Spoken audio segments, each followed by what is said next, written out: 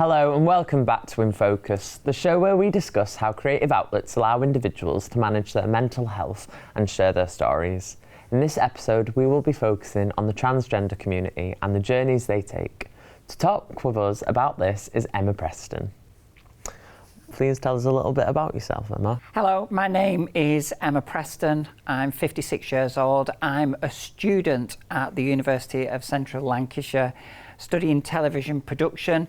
My particular love is for writing, and I also paint as well. I've got two beautiful children, and I'm sadly a Blackburn Rovers fan. Where do you see yourself and that taking you in 5 years?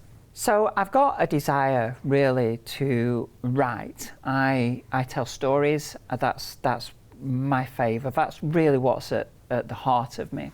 However, I'm at a position in my life where I gave up everything to pursue a career. Where that journey will take me, I don't really know, which is why I've thrown myself into my degree as much as I possibly can. If I've had an opportunity to do something, I've gone for it. I think if you don't take an opportunity to try everything, then you're going to miss something. You know, I look at life as if I'm on a motorway. And when you're on that motorway, there's junctions everywhere. And although I might be going to a destination, I often find myself going, I wonder what's over there, or I wonder what's down there. Oh, I must make sure I go there. And me being the kind of person I am, I'll go back at some point and I'll try that out, because I might be too busy at that point. And it's very much the same in life. If I may, could I touch on a more personal aspect of your life? Absolutely, go for it. So you're a transgender woman, and I just wanted to talk about sort of your journey with that. What is great about being trans for you?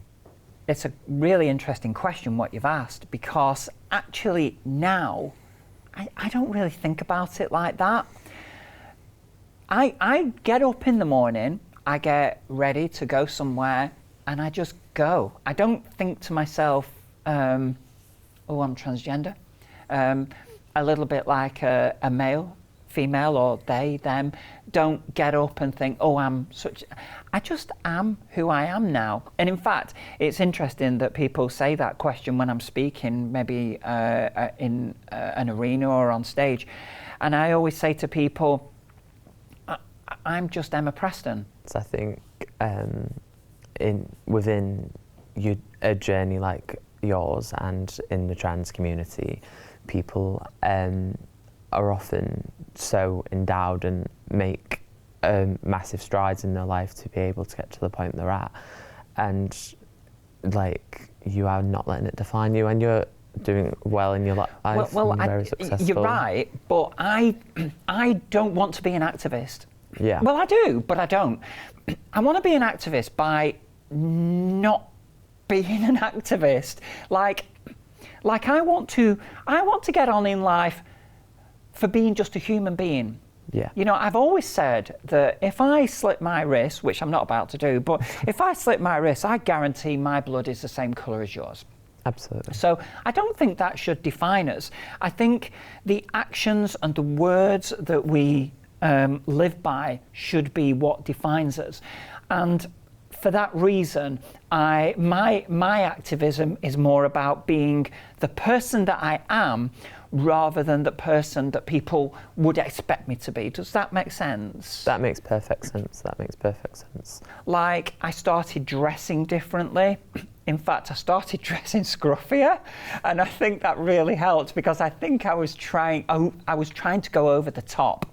And because I was going over the top, I think people clocked me.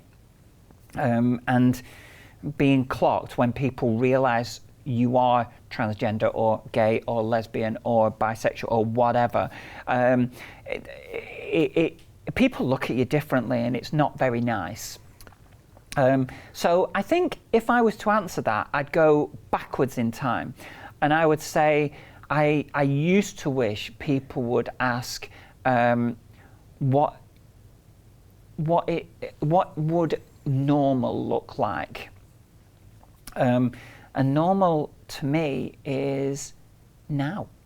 because I've worked so hard at not working so hard. I know that's a bit of an oxymoron, but I really don't try hard anymore.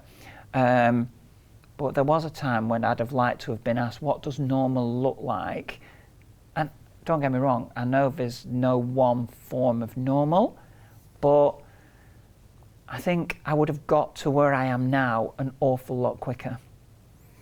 Yeah, I think a journey into the normality of what your own life can be is what makes you feel like you're really living.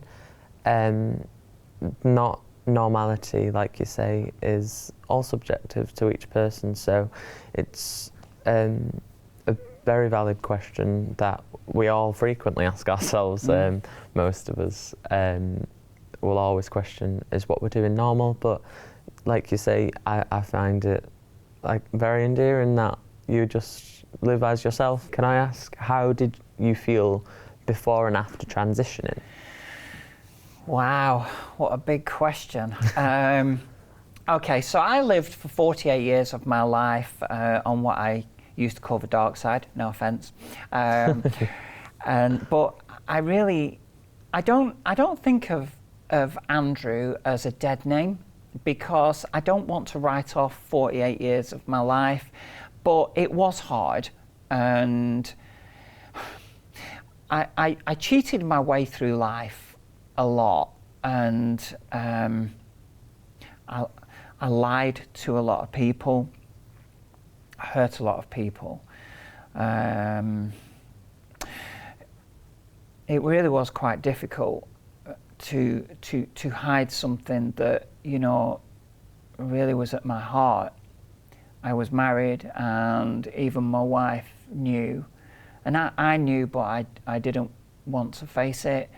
I cross-dressed at the time, but I knew in my heart where my yearning was, but by now I'd got a family, and I really loved the family way. I didn't want to damage that.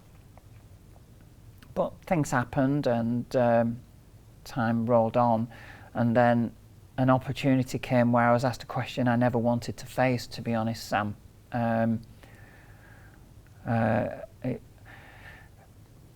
It was difficult. It was difficult to deal with, and I had one of them moments in time. You know how you, in your life, you face, I believe, 3 or 4 crossroads, and this was a brutal moment, and I knew it. I really knew it. I could lie, and I could say I was happy with where I was, or I could tell the truth. Well, obviously, I told the truth, and then a fairy tale happened. But unfortunately, most fairy tales, 90% of it is horror story, and that was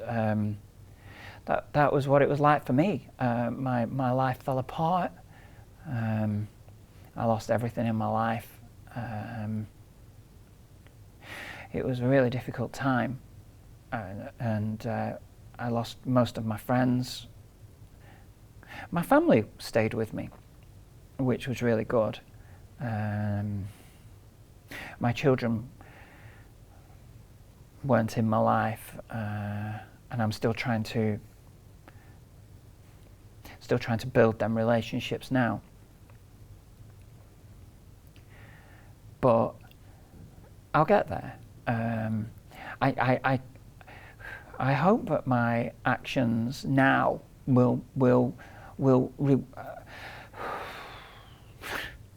I hope that my actions now will reward me and them with a very successful father, because I still see myself as a father. I don't want to be a mother. They've got a wonderful mother. But it destroyed my life, Sam. It destroyed my life. Do I regret anything? No, because had I done anything differently, like, say, for example, transitioned earlier, I would never have 2 beautiful children. I would never have been successful in business. I would never have achieved lofty heights. I wouldn't have gone to university, and and done all the wonderful things I've done. There are some things I would change though. I would have maybe behaved a lot better. I never cheated on my wife, but I cheated my way through life. And I regret that, and I made some terrible decisions, and I hurt so many people. And I regret that. And they say you should never regret the things that you didn't do, did do, only the things that you didn't. But some of the things I did, I really regret.